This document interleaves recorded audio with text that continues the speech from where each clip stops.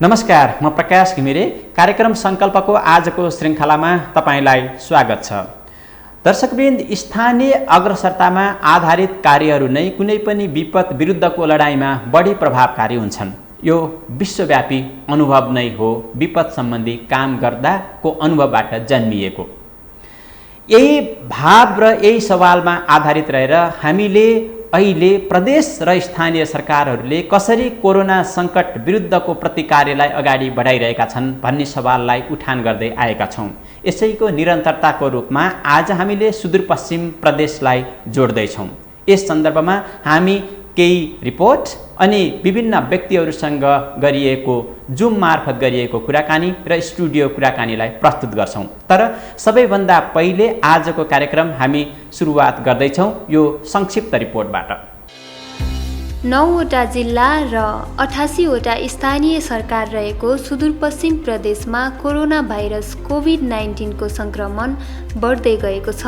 यस सङ्क्रमणबाट 11 जनाले ज्यान गुमाइसकेका छन्। यस रिपोर्ट तयार पार्दासम्म 5996 जनामा सङ्क्रमण देखिएको छ, जसमध्ये 5042 जना सङ्क्रमित उपचारपछि डिस्चार्ज भइसकेका छन्।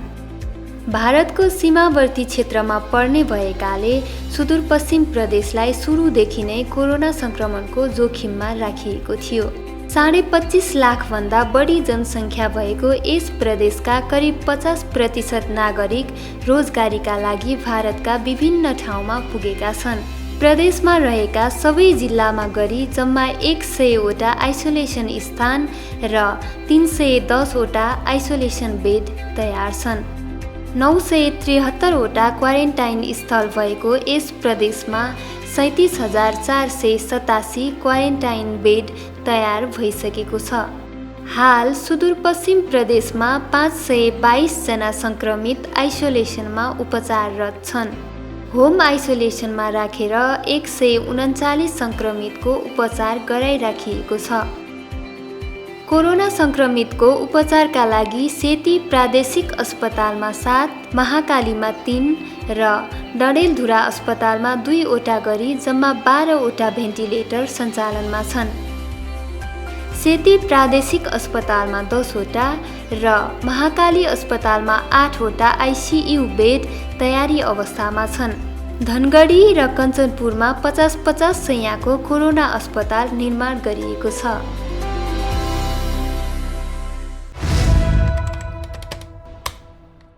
दर्शकवृन्द, कोरोना विरुद्धको प्रतिकार्यका लागि अहिले स्थानीय सरकार, प्रदेश सरकार र सङ्घीय सरकार आफ्नो स्थानबाट लागिरहेका छन् भने यस सँगसँगै नागरिक समाज र विपद कार्यमा काम गरिरहेका विभिन्न सङ्घ संस्थाहरू, सञ्जालहरू र आम नागरिकहरू सँगसँगै निजी क्षेत्र र विभिन्न सरकारवालाहरू यसमा लागिरहेका छन्। यी सबैको कार्यलाई संयुक्त रूपमा प्रभावकारी बनाउन सकियो भने यसले राम्रो नतिजा ल्याउँछ भने यसको समन्वय र अन्य किसिमका कोही व्यवस्थापकीय पक्ष कमजोर हुने बित्तिकै त्यसको नतिजा पनि कमजोर निस्किन्छ। वास्तवमा सुदूरपश्चिममा कसरी काम भइरहेको छ त, यही सवाललाई हामी जोड्दैछौँ र सबैभन्दा पहिले हामी स्टुडियो कुराकानी गर्दैछौँ धनगढी उपमहानगरपालिकाका मेयर निरपबहादुर ओटसँग।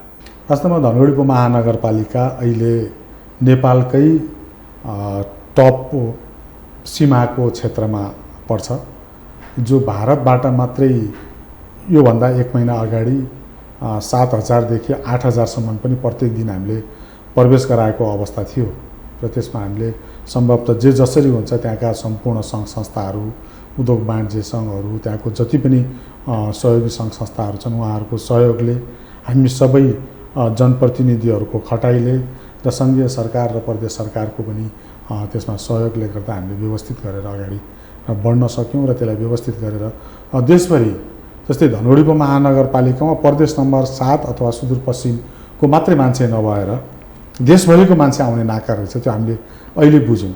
जो हामीले त्यहाँबाट पोखरा, प्रशस्त रूपमा पोखरा मान्छेहरू पठायौँ, झापामा मान्छेहरू पठायौँ, काठमाडौँ मान्छेहरू पठायौँ, त्यसपछि गएर इलाममा पनि मान्छेहरू पठायौँ। धेरै क्षेत्रहरूमा पहिला त्यो जानकारी थिएन है हामीलाई। कम्तीमा पनि यतातिरको मान्छेहरू चाहिँ त्यहाँबाट आउँछ भन्ने कुरा हामीले महसुस गरेका थिएनौँ।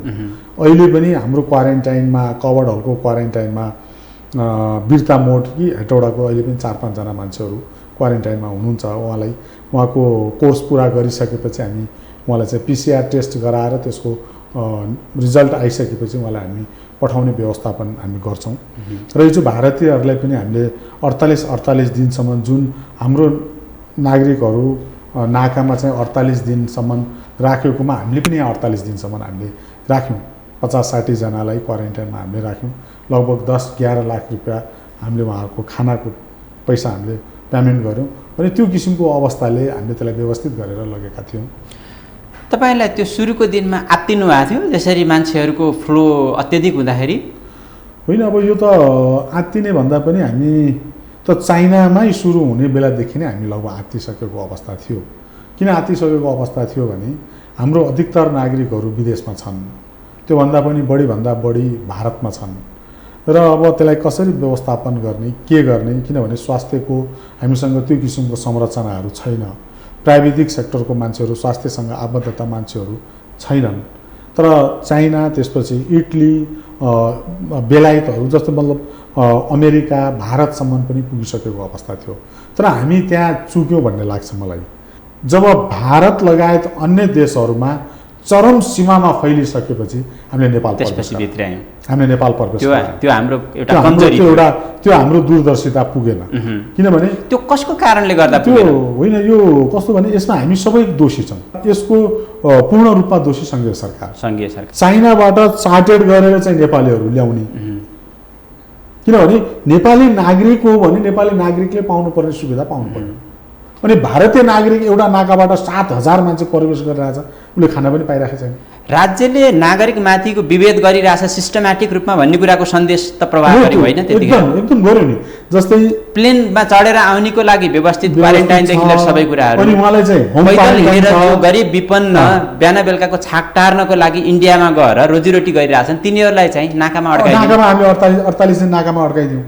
तर नाका त्यति बेला खोल्यौँ हामीले, जब उसलाई प्रवेश कति बेला गरायौँ भने जब त्यहाँ चरम सीमामा हामीले 48 दिन राख्दा, 48 दिनसम्म त्यो नाकामा राख्दा भारतमा 200 जना मान्छे मात्रै सङ्क्रमित थिए। मात्रै 200 जना सङ्क्रमित थिए। तर हामीले उनलाई उहाँहरूलाई कहिले प्रवेश गरायौँ भने भारतमा 3 लाख सङ्क्रमित भइसकेपछि हामीले उहाँहरूलाई प्रवेश गरायौँ। प्रष्ट रूपमा नेपाली नागरिकलाई हामीले प्रवेश गराउँदा उहाँहरू सबै सङ्क्रमित भइसक्नु भएको थियो। तर के भने हामी भाग्यमानी हो।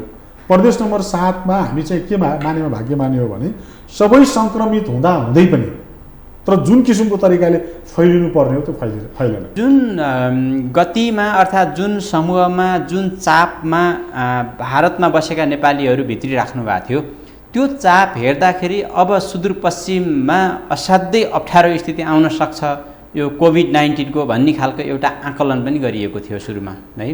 तर चाहिँ एउटा भाग्यवश संयोगवश चाहिँ जुन किसिमले हाम्रो जुन एउटा स्थितिमा पुग्छ भनेको थियौँ त्यो अवस्था त छैन नि। एउटा एक किसिमको नियन्त्रणभित्रकै परिस्थिति छ अहिले पनि। त्यसको कारण चाहिँ के होला मान्नुहुन्छ तपाईँ? अहिले सबैभन्दा फ्रन्टमा भनेको मिडियाको साथीहरू, सुरक्षा निकायको साथीहरू, जस्तै जनप्रतिनिधिहरू, प्रशासन, हामी एक सँगसँगै गयौँ। स्वास्थ्यका साथीहरू हामी सँगसँगै गयौँ। जस्तै आइडिटी गर्नुपर्छ भन्यो, आइडिटी गरेर व्यवस्थित गऱ्यौँ। पहिलो कारण सबैजना सँगै एउटै मिसन बनाएर एउटै टिम तयार गऱ्यौँ। पहिलो कारण यो भयो। पहिलो हामीले चाहिँ टिम तयार गऱ्यौँ। दोस्रोमा चाहिँ अब हामीले चेकअप गऱ्यौँ र उहाँहरूलाई हामीले अनुरोध गऱ्यौँ। जस्तै कयौँले गाली पनि गऱ्यौँ ए हामी घर आएर घर जान नपाउने। अनि हामीले हरेक विद्यालयलाई सजिलो पर्ने गरेर नजिकको विद्यालयलाई हामीले क्वारेन्टाइन बनायौँ। जति पनि विद्यालयहरू छ क्वारेन्टाइन, जस्तै एउटै वाडामा हामीले धनगढीमा वार्ड नम्बर 12 मा एउटै वाडामा 6वटा क्वारेन्टाइन बनायौँ, 6वटा विद्यालयलाई। किनभने त्यो भयो भने उहाँहरूको पनि मनोबल उच्च रहने। किनभने परिवारले खाना दिन आएको छ, आमाले खाना दिन आउनु भएको छ, दाइले खाना दिन आउनु भएको छ, दिदीले खाना दिन आउनु भएको छ। उहाँहरूलाई त्यो व्यवस्थापन हामीले नजिकिएपन पनि व्यवस्थापन गऱ्यौँ। र 14 दिनमा हामीले आइडिटी टेस्ट गरेर हामीले उहाँहरूलाई घर पठायौँ। अनि घर पठाए पनि हामीले उहाँहरूलाई फेरि पनि हामीले लिखित रूपमा हामीले कागज बनायौँ। सबैलाई, यहाँहरूको लागि हो, सबैसँग। जस्तै मेरो लागि होइन, त्यहाँको वडा अध्यक्षहरूको लागि होइन, यो तपाईँहरूको लागि हो। तपाईँहरूको आमा, तपाईँहरूको दिदी, तपाईँहरूको श्रीमती। कस्तो कागज बनाउनु भयो? कस्तो कागज? जस्तै तपाईँहरू 14 दिन क्वारेन्टाइनमा बस्नु भएको छ, कम्तीमा पनि अब गएर 7 देखि 14 दिन फेरि घरमा पनि बस्दिनुहोस्, समाजमा नगइदिनुहोस्, टोलमा नगइदिनुहोस्, धेरै चहल पहल नगर्नुहोस्, किनभने तपाईँका कारणले गर्दा त्यो टोल, तपाईँको घर, तपाईँको समाज गाह्रो अवस्थामा पर्न सक्छ भन्ने किसिमको एवेयरनेस गरायौँ। हामीले स्वास्थ्यको टिमहरूलाई राउन्डिङमा राउन्डिङमा पठायौँ, उहाँहरूलाई चाहिँ ट्रिटमेन्ट गर्न स्वयंसेविकाहरूलाई मुभ गरायौँ, त्यहाँ भएका क्लबहरूलाई पनि मुभ गरायौँ, युवाहरूलाई पनि हामीले मुभ गरायौँ, हरेक क्षेत्रलाई, त्यहाँको नागरिक समाजलाई पनि हामीले मुभ गरायौँ। जस्तै अब त्यो तरिकाले हामी बढ्दै गयौँ र अहिले चाहिँ घटेको अवस्था, तर फेरि अहिले यो 10-12 दिन चाहिँ बढेको अवस्था छ। किन बढ्यो भने फेरि एक्कासी के गरिदियो भने सङ्घीय सरकारले तपाईँहरू क्वारेन्टाइन खाली गरेर घर पठाइदिनुहोस् भन्ने कुरा गर्यो। हामी विद्यालय सञ्चालन गर्छौँ भन्ने कुरा गर्यो। अनि विद्यालय सञ्चालन गर्छौँ भने सामुदायिक भवनहरू छैन। अब 51वटा धनगढीको महानगरपालिकाले 51वटा क्वारेन्टाइन सञ्चालन गरेको थियो भने अरूले पनि 20, 25, 30वटा त गरेको थियो होला। अनि विद्यालय खाली गरेर भने सामुदायिक भवन त छैन हामीसँग, हामीले विद्यालय खाली गरिदिनु भयो। अनि विद्यालय खाली गर्यो, पठाइदिनु, केन्द्रीय निर्देशनअनुसार विद्यालय खाली गरिसकेपछि अब के गर्ने त? विद्यालय त खाली गर्ने, आएको मान्छेलाई के गर्ने त भन्दा अहिले पनि 200 देखि 1200 मान्छे भारतबाट आइराखेको अवस्था छ। अनि के गर्ने त त्यसलाई? भन्दा होम क्वारेन्टाइनमा राख्ने। अब होम क्वारेन्टाइनमा राख्ने भने कसैको बस्ने व्यवस्था छैन, कसैको अलग्गै टोयलेट छैन, कसैको अलग्गै रुम छैन भने त्यो किसिमको परिस्थिति भएका कारणले गर्दा अहिले चाहिँ समुदायमा छिरेको छ। अब समुदायमा पनि धनगढीको महानगरपालिकाले चाहिँ अहिले सामुदायिक टेस्ट गरिराखेको छ। भनेपछि जुन त्यो क्वारेन्टाइनमा बसेकाहरूलाई हामीले छिटो नै घर पठाइदिँदाखेरिको परिस्थिति हो यो अहिले बढ्दै जानु होइन? अहिले स्कुलभरि सबै खाली गरिदिनु भयो, स्कुलहरू सबै खाली गऱ्यौँ। तर अब त्यो भइसकेपछि अहिले फेरि हामीले क्वारेन्टाइन सञ्चालन गऱ्यौँ। कहाँ गर्नुभयो? अहिले कभर्ड हलमा जस्तै 500 जना जति राख्न सक्ने क्षमता भएको छ, अहिले पनि 20-22 जना। अनि फेरि अहिले हामी 1 हप्तादेखि चाहिँ अब यो समुदायमा बढ्छ, समुदायलाई चाहिँ ट्रेसिङ गरौँ। समुदायलाई ट्रेसिङ गरिसकेपछि त्यो अब आउने जतिलाई चाहिँ क्वारेन्टाइनमा राख्ने सञ्चालन। जुन क्वारेन्टाइन चाहिँ खाली गर भनेर जुन विद्यालयहरूलाई क्वारेन्टाइन यहाँले बनाइराख्नु भएको थियो, त्यो खाली गर भनेर सङ्घीय सरकारले भन्दै गर्दाखेरि तपाईँहरूसँग स्थानीय सरकार, प्रदेश सरकारसँग छलफल गरेर कुराकानी गरेर त्यसको आधारमा उसले भने हो कि आफ्नो तरिकाले भने हो? होइन, अहिलेसम्म जति पनि गरेको छ सङ्घीय सरकारबाट भएका निर्णयहरूमा कुनै किसिमको समन्वय नभएर भएको छ अहिलेसम्म। तर के भने यसलाई व्यवस्थित गरेर लैजानको लागि त प्लान अनुसार जानु पर्यो। भनेपछि त अब त्यसरी तपाईँहरूसँग कुराकानी नगरिकन एकतर्फी रूपमा खाली गर भनेर भन्नु भनेको त त्यहाँ अरू पनि सङ्घीय सरकार र स्थानीय सरकारबिच धेरै ग्यापहरू छन् भन्ने कुराको सूचक पनि हो नि यो त? त्यो नहुनुपर्ने हो। जस्तै तपाईँहरू के गर्दै हुनुहुन्छ, अवस्था के हो, परिस्थिति के हो? जस्तै हामीले एउटा वाडामा 6वटा क्वारेन्टाइन बनाएका छौँ भने त्यहाँ हामी एउटा बनाउँथ्यौँ नि त। क्वारेन्टाइन चाहिँ अनिवार्य बनाउनुहोस्, विद्यालय चाहिँ सञ्चालन हुन्छ भनेको एउटा परिस्थिति हुन सक्थ्यो।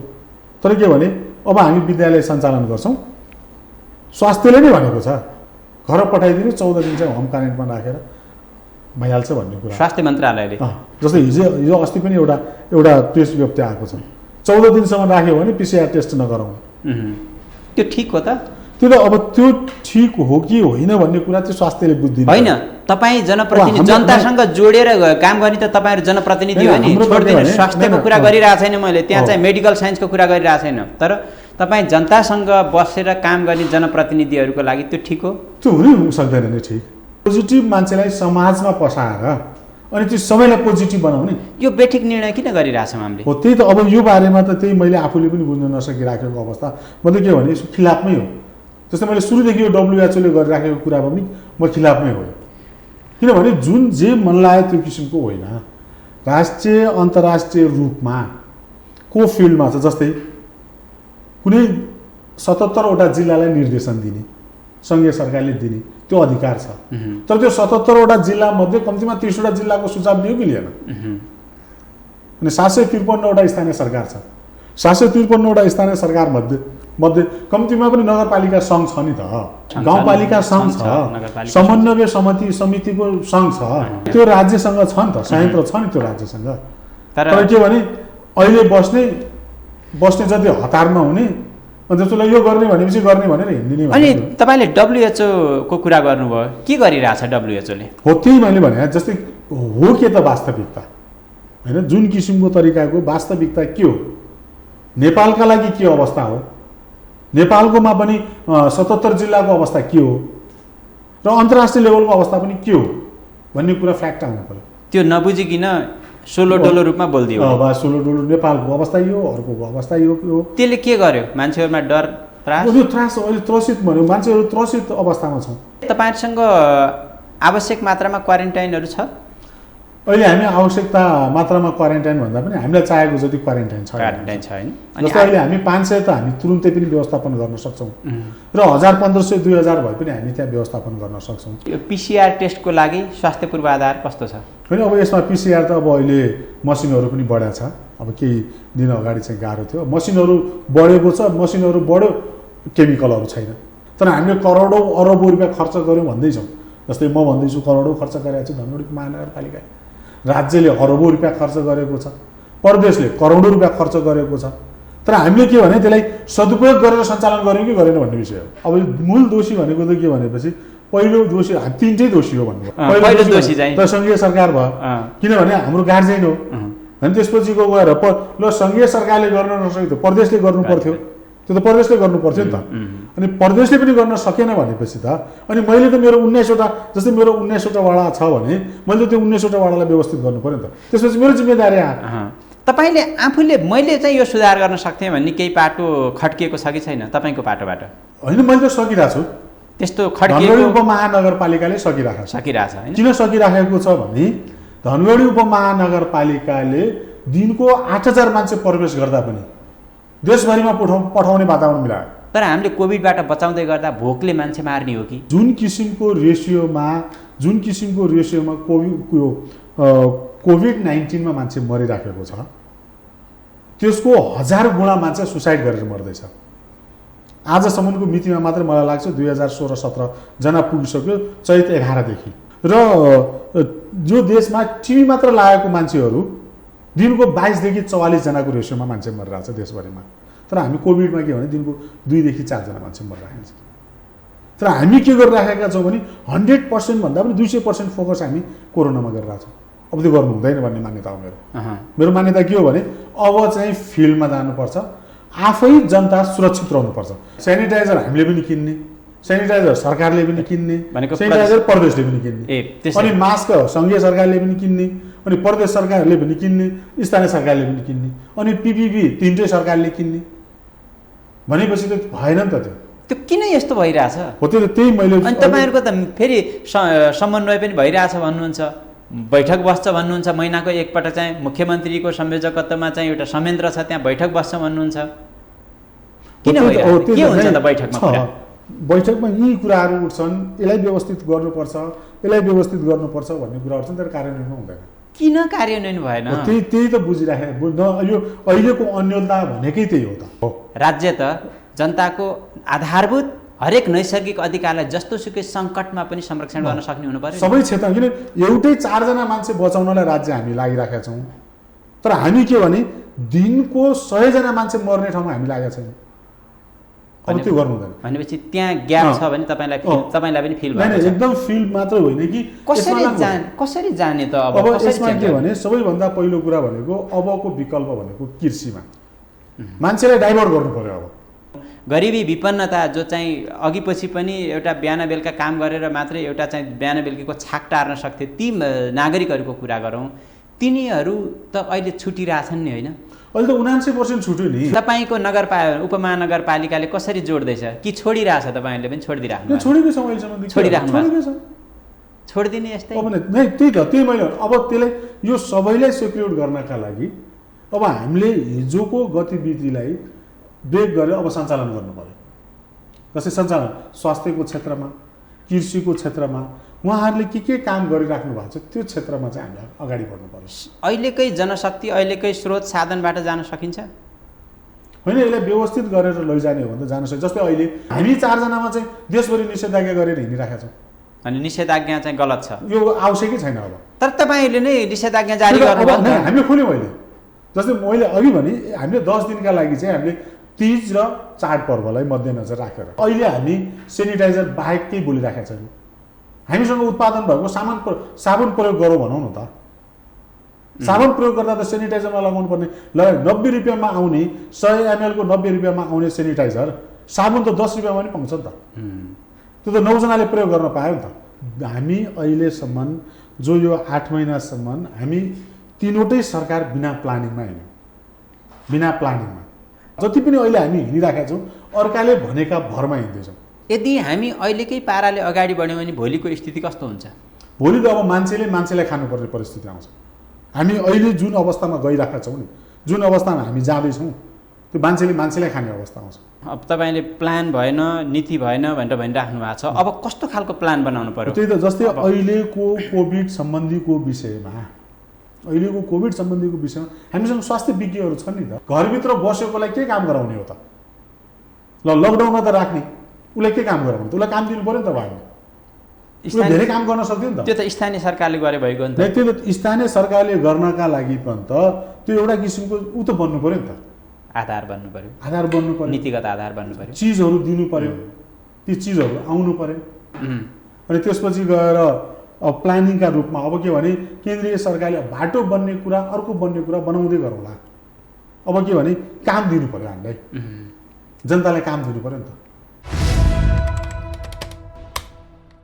सुदूरपश्चिम प्रदेशमा स्थानीय सरकारको यो अनुभवपछि अब हामी नागरिक समक्ष जोडिँदैछौँ। सुदूरपश्चिममै सरकारले विभिन्न किसिमका प्रयत्नहरू त गरिरहेको छ, तर नागरिक मूल्याङ्कनमा सरकारको प्रतिकार्य कस्तो भइरहेको छ त? हामी कैलाली जिल्लाकै विष्णु बम जो एकल महिला पनि हुनुहुन्छ, उहाँको अनुभव के छ, उहाँसँग हामी भर्चुअल कुराकानी गर्दैछौँ।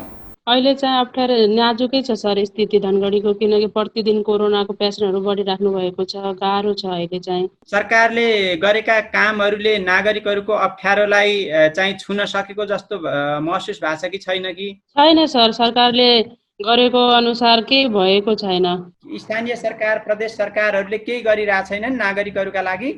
त्यस्तो चाहिँ केही छैन सर। अहिले जुन हिसाबले हुनुपर्ने हो त्यो हिसाबले चाहिँ भएको छैन, किनकि जुन सरकारले गरिदिएको भए अहिले चाहिँ यति धेरै कोरोनाको पेसेन्टहरू बढ्ने थिएन। लापरवाही बढी छ सर। जुन बेला इन्डियाबाट मानिसहरू, व्यक्तिहरू, नागरिकहरू आइराख्नु भयो त्यतिखेर चाहिँ चेकअप चाहिँ बढी भएको थियो सर। अहिले चाहिँ चेकअप चाहिँ छैन सर, किनकि घर गएको मान्छेलाई पनि फेरि कोरोना भइराखेको छ। अलिकति मान्छेहरूको रोजगारी अनि अब जीविकोपार्जन, गुजाराको कुराहरूको चाहिँ समस्याहरू कस्तो छ जस्तो लाग्छ तपाईँलाई? बुझाइ अनुसार रोजगारको धेरै गाह्रो छ, किनकि हात मुख जोड्न पनि धेरै गाह्रो छ। सामान्य व्यक्तिलाई पनि अहिले कोरोना कारणले 6 महिना चैतदेखि भएको लकडाउन हो सर। काम रोजगार केही पनि छैन, धेरै गाह्रो छ। त्यसमा पनि जस्तो महिला बालबालिकाहरूको अनि अलिकति अपाङ्गता भएकाहरूको यस्ताहरूको अवस्था चाहिँ कस्तो छ जस्तो लाग्छ यहाँलाई? अपाङ्गता भएको व्यक्तिलाई पनि गाह्रो छ, गर्भवती, सुत्केरी महिला, बालबालिकाहरूलाई सबैलाई गाह्रो छ सर। कतिपयले घरैमा सुत्केरी हुनुपर्ने अवस्था छ। डाक्टरहरू, नर्सहरूको अगाडि जान डर मान्छन्। तपाईँको केही सुझावहरू छ सरकारले यसरी काम गर्नुपर्छ अर्थात् यो गरिदिनुपर्छ भन्ने केही भन्न चाहनुहुन्छ कि? सर्वप्रथम त सरकारले राहत दियो, राहतमा पनि त्यसमा धेरैजना व्यक्तिहरूले पाउनु भएन राहत। जो गरिब थियो, जो विपन्न वर्गका व्यक्तिहरू हुनुहुन्थ्यो उहाँहरूले पाउनु भएन, जो अलिकता हुनुहुन्थ्यो उहाँहरूले पाउनुभयो। नागरिकको मूल्याङ्कनमा प्रदेश सरकार, स्थानीय सरकार र सङ्घीय सरकारले गरेका प्रतिकार्यको नतिजा के छ भन्ने बारेको एउटा प्रतिनिधि आवाज हो विष्णु बमको मूल्याङ्कन। अब यसपछि हामी फेरि सुदूरपश्चिम प्रदेशमा काम गरिरहेका विभिन्न गैरसरकारी संस्था र रेड क्रस जस्ता संस्थाहरूको मूल्याङ्कनमा त्यहाँको प्रतिकार्य कसरी भइरहेको छ, उहाँहरूको अनुभव के छ, अब हामी भर्चुअल कुराकानी मार्फत गैरसरकारी संस्था र रेड क्रस जस्ता संस्थाको अनुभवलाई जोड्दैछौँ। लागौँ अब उहाँहरूसँग गरिएको यो कुराकानीतर्फ।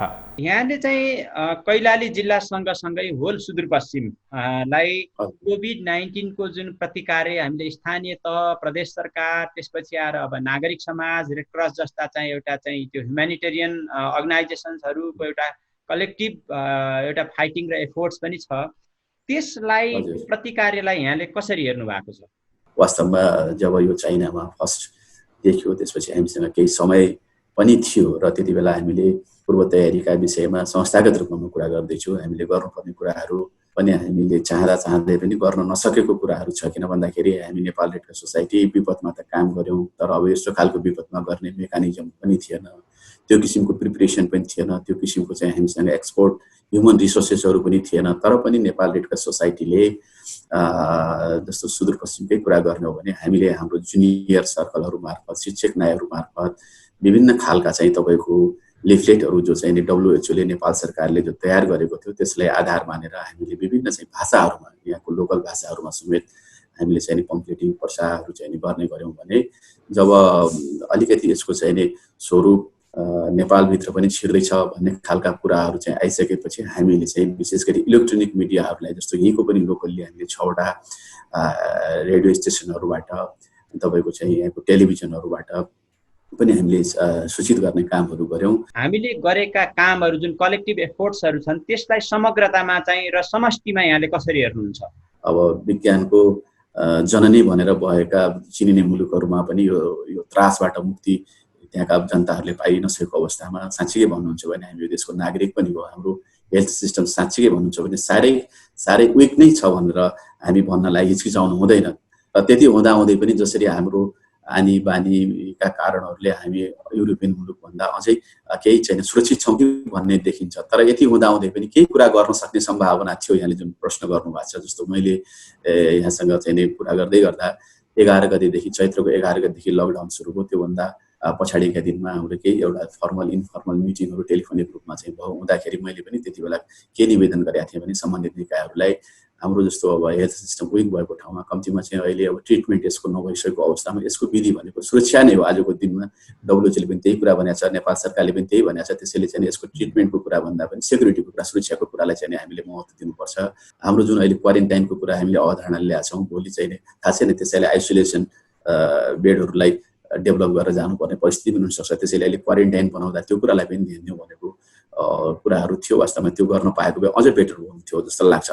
हामीले अहिले तत्काल गर्नुपर्ने कुराहरू चाहिँ के हो ताकि पछिका दिनमा फेरि चाहिँ अरू थप समस्याहरू चाहिँ आउन नपाउन्? अब यसको लागि दुईटा कुरा, एउटा कुरा त मैले अलिकति जोड दिएर भन्नुपर्ने कुरा के छ भन्दाखेरि जुन कुरा हामीले सुरुवातमा गर्न सकेनौँ त्यो कुराको चाहिँ हामीले अहिले गर्न खोजिरहेका छौँ भन्ने कुरा पनि राख्न सान्दर्भिक हुन्छ होला जस्तो लाग्छ। मैले अघि नै भने जस्तो यसको लागि हामीसँग कुनै खालको तयारी थिएन, न चाहिँ सरकारसँग थियो, स्थानीय सरकारसँग पनि थिएन, सङ्घीय सरकारसँग पनि थिएन।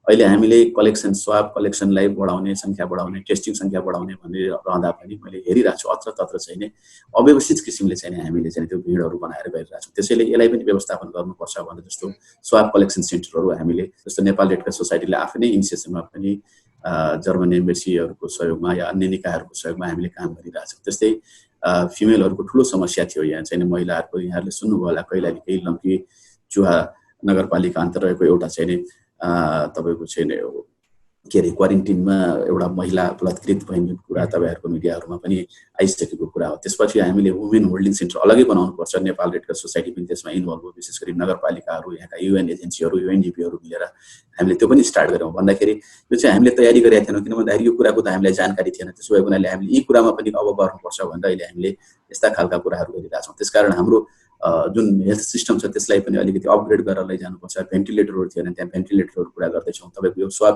कलेक्सन भइसकेपछि टेस्ट गर्ने कुराहरू चाहिँ मेसिनहरू थिएन। अहिले हामीले विभिन्न UNDPको सहयोगमा चाहिँ ती पनि जडान गरिरहेछौँ। नेपाल सरकारले आफै पनि गरिरहेछ र सुदूरपश्चिमकै कुरा गर्दा पनि कम्तीमा 3.5-4 लाख मान्छेहरू त यहाँ आउँछन् र अब ती मान्छेहरू चाहिँ भनेको सबै बाहिर जाने र त्यहाँबाट उनीहरूले रेमिटेन्स पठाएर चाहिँ यहाँको मान्छेहरूलाई आफ्नो परिवारहरूलाई पालन पोषण गर्ने कुराहरू, शिक्षा दीक्षा दिने कुराहरू हुन्थ्यो भने अब चाहिँ भयावह स्थिति हुनसक्छ। त्यसैले अब चाहिँ यो कुरामा सरकारले विशेष गरी चाहिँ यसका सम्बन्धित निकायहरूले अहिलेदेखि चाहिँ थाल्ने सोच्ने चाहिँ बेला भइसक्यो र सोच्नुपर्छ।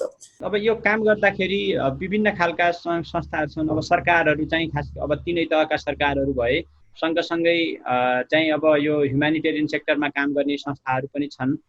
यी एक्टर्सहरू बिच, स्टेट एजेन्सिज र नन स्टेट एजेन्सिजहरू बिचको समन्वय, तिनीहरूको चाहिँ त्यो एउटा चाहिँ कलेक्टिभ एफोर्ट्स नै को रूपमा काम भइरहेको जस्तो लाग्छ कि यहाँलाई कहीँ तिनीहरूलाई जोड्ने सन्दर्भमा केही ग्याप्सहरू भयो जस्तो लाग्छ कि कस्तो अनुभूति भइरहेछ? यो अलिकति फरक पनि भयो, हामी सबैका लागि, संसारका लागि नयाँ भयो। त्यसकारण चाहिँ अलिकति केही ग्याप्सहरू अरू अन्य डिजास्टर भन्दा यसमा चाहिँ ग्याप्सहरू देखिएकै छ, ग्यापहरू देखिएको छ। तर यति हुँदाहुँदै पनि म सुदूरपश्चिमको हकमा चाहिँ भन्न सक्छु हामी कहाँ चाहिँ धेरै समन्वयकारी भूमिकामा या हामी सहकार्य गर्ने कुरामा धेरै चाहिँ हामी कहाँ ठुलो समस्या चाहिँ छैन। सुरुकै दिनदेखि हामी चाहिँ समन्वयकारी भूमिकामा रह्यौँ र यहाँका UN एजेन्सीहरू, यहाँका चाहिँ तपाईँको NGOहरू, INGOहरू सबैले मिलेर यसको समस्याको समाधान कसरी गर्न सकिन्छ, हामी सबैका लागि च्यालेन्जिङ हो, सबैका लागि नयाँ पनि छ।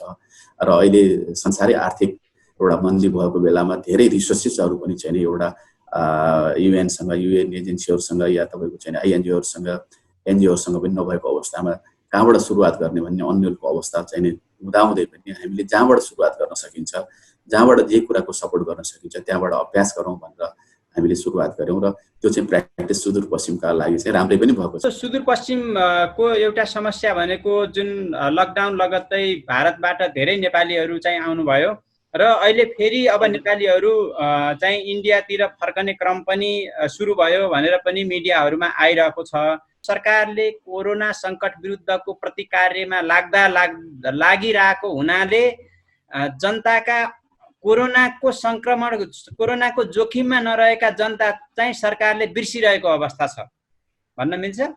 सुदूरपश्चिमको अवस्थालाई विगतदेखि केन्द्रको जुन हाम्रो केन्द्रीकृत शासन छ अहिले अब प्रदेशमा भर्खरै आएको छ र हामीले के आशा गरेका थियौँ भने सुदूरपश्चिम सबैभन्दा विपन्न गरिबीका हिसाबले पछाडि छ। पछाडि भएका कारणले यहाँका मान्छेहरू अब अरू मुलुकहरूमा विकसित मुलुकहरूमा रोजगारी गर्न सक्ने जाने क्षमता कम थियो। त्यो कम भएका कारण सबैको अधिकांश 70% भनौँ न 70%भन्दा बढी घरधुरीको हातमुख जोड्ने दैनिक गुजारा गर्ने ठाउँ भनेको भारत हो, काम गर्न जाने।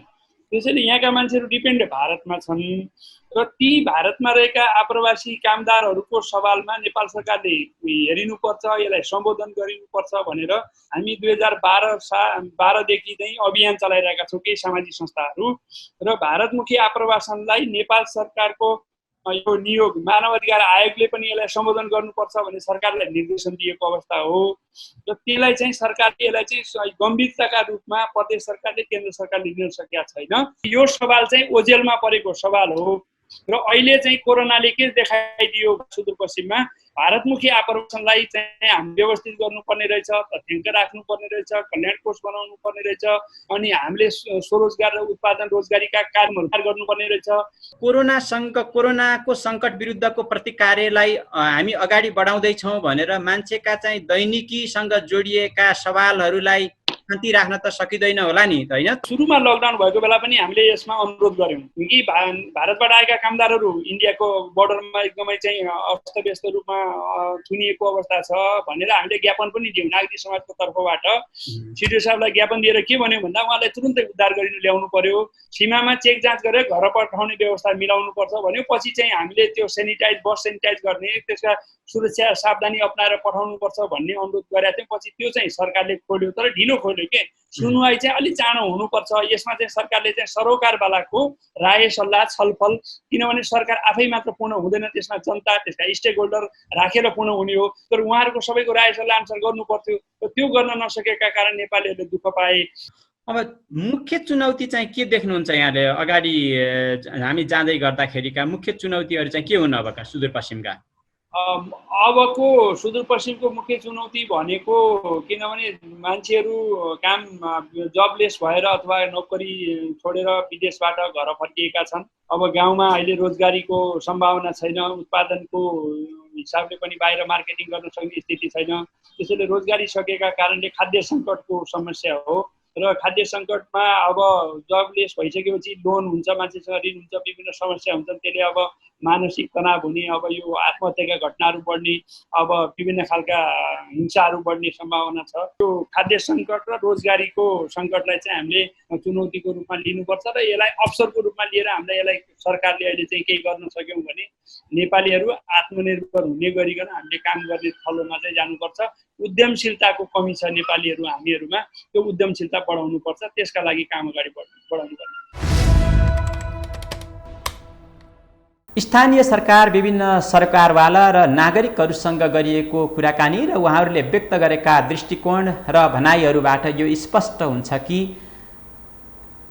अहिलेको सङ्कट विरुद्धको प्रतिकार्य आफ्नो तरिकाले अगाडि बढिरहेको छ, तर समन्वय र स्रोत साधनलाई अझ प्रभावकारी ढङ्गले परिचालन गर्ने हो भने अहिले जुन किसिमको नतिजा आइरहेको छ त्यो नतिजालाई अझ परिष्कृत रूपमा अगाडि बढाउन सकिने ठाउँ पनि छ। त्यसो भए प्रदेश सरकारले यस सन्दर्भमा कसरी काम गरिरहेको छ एउटा पाटो, अनि सँगसँगै अगाडि बढ्ने रणनीति के हो त प्रदेश सरकारको, यो पाटोलाई अबको कुराकानीमा हामी जोड्दैछौँ र यो पनि हाम्रो भर्चुअल कुराकानी हो र साथमा स्थानीय स्तरमा काम गरिरहेका मानवीय सेवामा काम गरिरहेका सङ्घ संस्थाहरूको अनुभव के छ यसमा हामी जोड्दैछौँ। एनडीआर नेट जुन स्थानीय स्तरमा मानवीय सेवामा काम गरिरहेका सङ्घ संस्थाहरूको नेटवर्क पनि हो, यो कुराकानीलाई अबको प्रसङ्गमा हामी जोड्दैछौँ। सुरुमा अब सबैभन्दा बढी भारतमा रोजगारीको सिलसिलामा सुदूरपश्चिमेली वासीहरू चाहिँ हुनुहुन्थ्यो, उहाँहरू चाहिँ घरवाती चाहिँ आउनुभयो। अब त्यसको लागि त्यति बेला एउटा माहौल क्रिएट भएको थियो र व्यक्तिहरूमा चाहिँ अलिकति मतलब अलिक बढी सजगता चाहिँ थियो। अब आएकाहरूलाई चाहिँ अब राम्रो तरिकाले क्वारेन्टाइनको व्यवस्थापन गर्नुपर्छ र आइसोलेसनको व्यवस्था गर्नुपर्छ र अस्पतालमा चाहिँ सेवा सुविधाको लागि वृद्धि गर्दै जानुपर्छ भन्ने हिसाबले हामीले त्यति बेला एउटा एक्सन प्लान बनायो। हामीले प्रदेश सरकारले, सामाजिक विकास मन्त्रालयले र यहाँको पिसिएमसीले चाहिँ हामीले एक्सन प्लान बनायो। त्यही एक्सन प्लान अनुसार रोलहरू पनि हामीले डिफाइन गर्यौँ। त्यही अनुसार चाहिँ आएकाहरूलाई त्यति बेला सीमानाकाबाटै व्यवस्थित गरेर सम्बन्धित पालिकाकै क्वारेन्टाइनमा हामीले पुर्यायौँ। त्यहाँ क्वारेन्टाइनमा बस्ने व्यवस्था भयो। 14 दिनसम्म त्यहाँ राखेर आरटिटी टेस्ट गर्ने, आरटिटीबाट नेगेटिभ आएकोलाई घर पठाउने, पोजिटिभ आएको छ भने उसको पिसिआर कलेक्सन गरेर जाँच गर्ने हामीले चाहिँ गऱ्यौँ। जसले गर्दाखेरि अब एकदम व्यवस्थित तवरले भारतबाट आएको व्यक्ति सोझै घरको कन्ट्याक्टमा जान पाएन। त्यसले गर्दाखेरि जुन चेन अफ ट्रान्समिसनको चेन थियो त्यो ब्रेकडाउन गऱ्यो हामीले। त्यसरी गर्दाखेरि अब त्यो तरिकाले व्यवस्थापन भएर आइसोलेट गर्नको लागि हामीले अस्पतालहरूमा पनि क्षमता बढायौँ। जस्तै महाकाली अस्पतालमा हामीले 50 बेडको छुट्टै आइसोलेसन वार्ड बनायौँ। सिटी अस्पतालमा पनि हामीले छुट्टै आइसोलेसन वार्ड बनायौँ।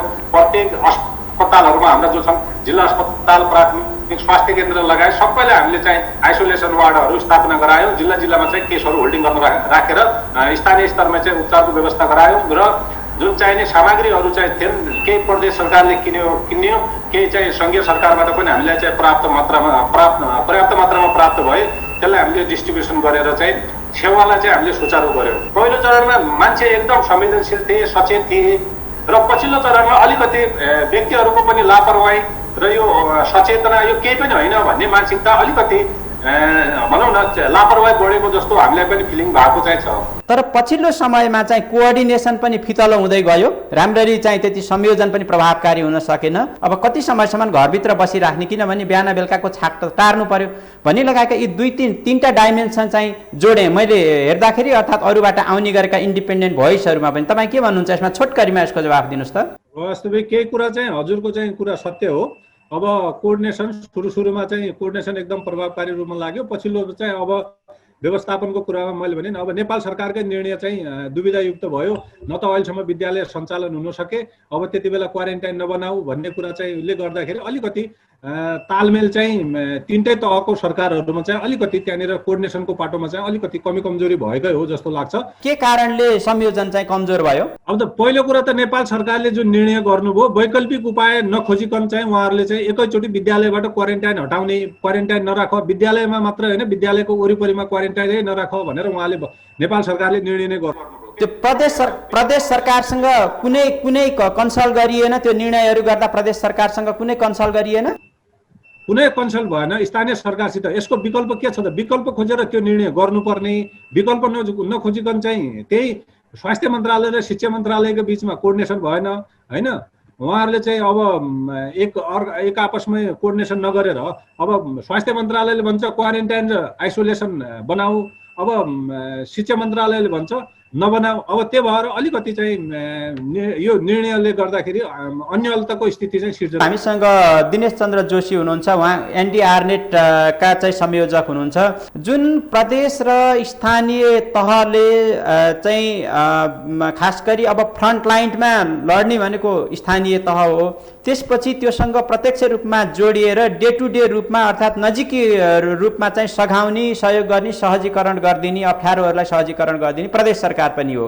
यी दुईटा सरकार बीचको समन्वय चाहिँ यो कोभिड क्राइसिसलाई रेस्पोन्स गर्ने सन्दर्भमा तपाईँले कस्तो पाउनु भएको छ सुदूरपश्चिममा?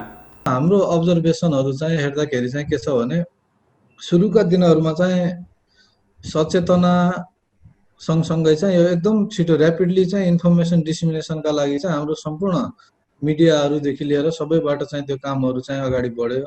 र सुरुको चरणमा चाहिँ के थियो भने हामीहरू चाहिँ सचेत जानकारमूलक भन्दा पनि केही चाहिँ मोबाइलहरू यिनीहरूबाट आएको कुराहरू मेसेजहरू फ्रिक्वेन्टली आउन थाल्यो।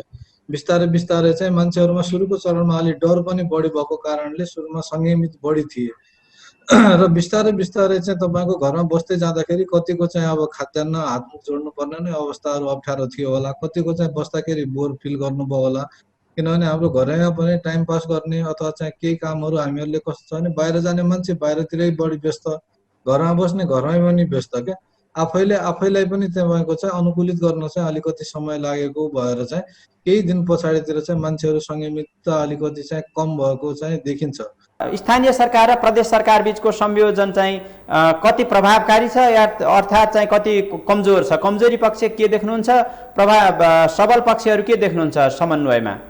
सर, मैले अब सुरुमा सबल पक्षबाट गएँ, जुन अन्तर्गत चाहिँ हाम्रो केन्द्रीय सरकारबाट अथवा सङ्घीय सरकारबाट चाहिँ सुरुमै केही गाइडलाइनहरू, त्यसपछि विशेषज्ञता भएका मान्छेहरूबाट चाहिँ के गर्दा हुन्छ, कस्तो गर्दा हुन्छ, अरू ठाउँ के कस्तो भइरहेछ भन्ने किसिमको कन्सिडर गरेर एक किसिमको चाहिँ हजुरको जुन गाइडलाइनहरू चाहिँ प्रदेश सरकार र स्थानीय सरकारहरू अन्य स्टेक होल्डरलाई इन्गेज गर्नका लागि उहाँहरूले गाइडलाइनहरू बनाउनु भयो। त्यो चाहिँ एकदमै सकारात्मक पक्ष छ।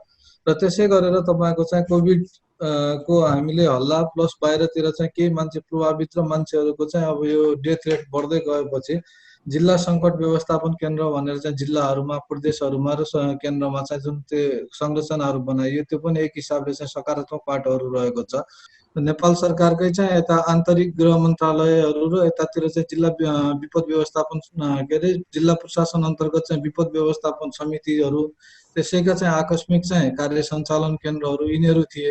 र यी दुईटा तिनवटा चाहिँ केन्द्रहरू यिनीहरूको चाहिँ के कुराहरू कमन हुन्थ्यो र कसरी चाहिँ हामीले इन्टिग्रेटेड रूपमा जान सकिन्थ्यो भन्ने कुरामा चाहिँ केही चाहिँ ठ्याक्कै स्पष्ट रूपमा चाहिँ देखिएन। त्यो कमजोरी चाहिँ किन रह्यो, के लाग्छ तपाईँलाई? हामीले पहिला गरेको कामहरू प्राय चाहिँ हामीहरूले बिर्सिन्छौँ कि हिजो नै गरेको काम पनि छ भने आजको छलफल आयो भने हिजोको फाउन्डेसन हाम्रो यहाँ थियो र आज चाहिँ यो फाउन्डेसनमा इँटा थप्ने भन्दा पनि नयाँ नै जग्गा हाल्ने कि भन्ने किसिमले चाहिँ हामीहरू प्राय धेरै ठाउँहरूमा चाहिँ गएको पाइयो। त्यो कारणले गर्दा अलिकति त्यो ग्यापहरू चाहिँ रहन गयो कि जस्तो चाहिँ लाग्छ। नरेन सर, यो जुन हाम्रा संरचनाहरू छन् यस्ता विपदसँग प्रतिकार गर्नका लागि बनाइएका चाहिँ साबिकका संरचनाहरू, खास गरी यो आपतकालीन कार्य सञ्चालन जुन गृह मन्त्रालय अन्तर्गत र स्वास्थ्य मन्त्रालय अन्तर्गतको र विपद व्यवस्थापन समितिहरू, यी चाहिँ साबिकका चाहिँ संरचनाहरू र अहिलेको चाहिँ यो सङ्कट व्यवस्थापन केन्द्र भनेर अहिले कोभिडको लागि विशेष गरी फोकस गरेर बनाइएको यी संरचनाहरू बीचको समन्वय चाहिँ हुन सकेको छ कि छैन प्रदेशमा? अहिलेको जुन संरचनाको कुरा गर्नुभयो, अब प्रदेश स्तरमा हाम्रो एकदम राम्रो तरिकाले प्रभावकारी रूपले समन्वयकारी भूमिका चाहिँ कार्यहरू भइरहेका चाहिँ छन्।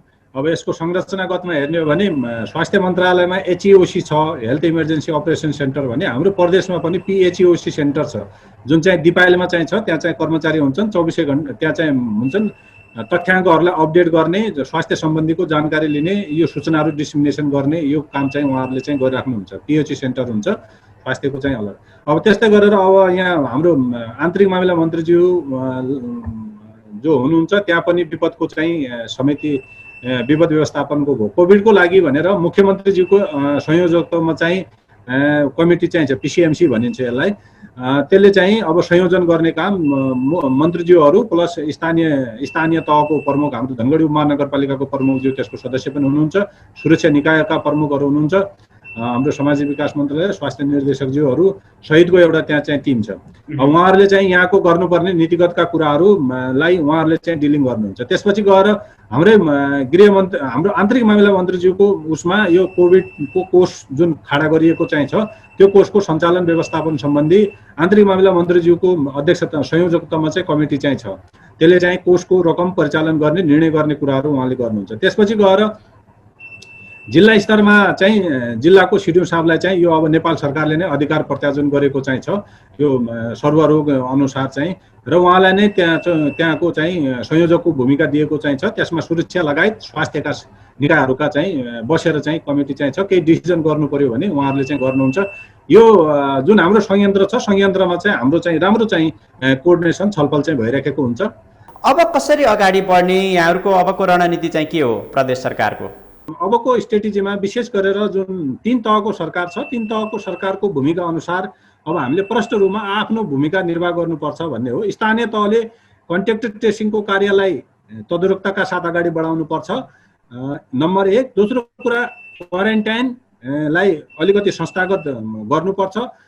तेस्रो कुरा एसिम्प्टोमेटिक भएकाहरूलाई चाहिँ आइसोलेसनको व्यवस्था गर्नुपर्छ। त्यो हामीले आइसोलेसन निर्देशिका भनेर एउटा बनाएर हामीले पठाइसकेका चाहिँ छौँ। पालिकामा यो भनेर उपमहानगरपालिकामा 200 बेडसम्मको चाहिँ आइसोलेसन सेन्टर बनाउनुहोस् जहाँ एसिम्प्टोमेटिक केसहरूलाई चाहिँ हामीले आइसोलेट गरेर राख्न सकौँ, एक। अब र तेस्रो कुरा कन्ट्याक्ट ट्रेसिङ गरेर जुन चाहिँ छ स्वाब कलेक्सन गरेर हाम्रो चाहिँ सेन्टरहरूमा टेस्टिङ सेन्टरहरूमा चाहिँ पठाइदिनु पर्यो भन्ने यी 4वटा कुरा हामीले स्थानीय तहलाई चाहिँ हामीले भनिराखेका अवस्था चाहिँ हो।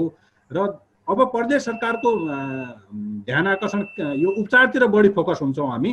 अब अहिले हामी चाहिँ जुन अस्पतालहरू चाहिँ छन् अस्पतालहरूलाई व्यवस्थित गर्ने उपचारको पाटोमा चाहिँ जुन सिम्प्टोमेटिक केसहरूलाई चाहिँ डिलिङ गर्ने पाटोमा हामीले अगाडि बढाएका छौँ। अब हामी प्रत्येक जिल्लामा भेन्टिलेटरको व्यवस्था गर्छौँ। हो, हामीले स्टुडियोमा गरिएको कुराकानी र भर्चुअल्ली गरेको विभिन्न व्यक्तिहरूसँग गरेको कुराकानीको निष्कर्ष के हो भनेर भन्दाखेरि कामहरू भइरहेका छन्, सक्दो गरिएको पनि छ, नगरिएको होइन। तर त्यसमा केही सुधार गर्न सकियो भने हालको नतिजालाई अझ प्रभावकारी ढङ्गले अगाडि बढाउन सकिन्छ। जस्तो कि सम्बन्धित सरकार र सम्बन्धित निकायहरू बीचको समन्वयको अभाव देखिएको छ, जसलाई सुधार गर्नुपर्ने आवश्यकता छ।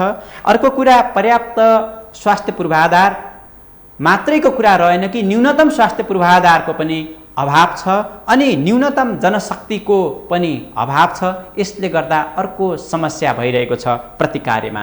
र सँगसँगै कोरोना सङ्कट विरुद्धको प्रतिकार्यलाई अगाडि बढाउँदै गर्दाखेरि त्यो क्षेत्रमा रहेका गरिब, विपन्न अनि रोजगार गुमाएका व्यक्तिहरूको दैनिकी र जीविका जटिल बन्दै गएको छ, जुन पाटोलाई अहिलेसम्म सम्बोधन गर्न सकिएको छैन। र अब पनि त्यो पाटोलाई सम्बोधन गर्न सकिएन, त्यो पाटोलाई छोडियो भने कोरोना सङ्कटले निम्त्याउने प्रत्यक्ष समस्या त छँदैछ, त्योभन्दा अझ जटिल र भयावह समस्याको रूपमा मान्छेका दैनिकीसँग, मान्छेका जीविकासँग जोडिएका सवालहरू उठ्नेछन् भन्ने आजको कुराकानीको निष्कर्ष हो। त्यसैले हामीले अहिले जुन तरिकाले काम गरिरहेका छौँ त्यसको निरन्तरता सँगसँगै यहाँ उठान भएका महत्त्वपूर्ण सवालहरूलाई पनि सम्बोधन गरेर अगाडि बढ्नु अबको बाटो हो र अबको आवश्यकता पनि हो। यही निष्कर्षसहितको अनि कुराकानीसहित आजको सङ्कल्प कार्यक्रमलाई हामी यहीँ टुङ्ग्याउँछौँ। अर्को हप्ता फेरि यस्तै विषयवस्तुलाई जोड्दै तपाईँ समक्ष उपस्थित हुनेछौँ। आजलाई बिदा दिनुहोस्। नमस्कार।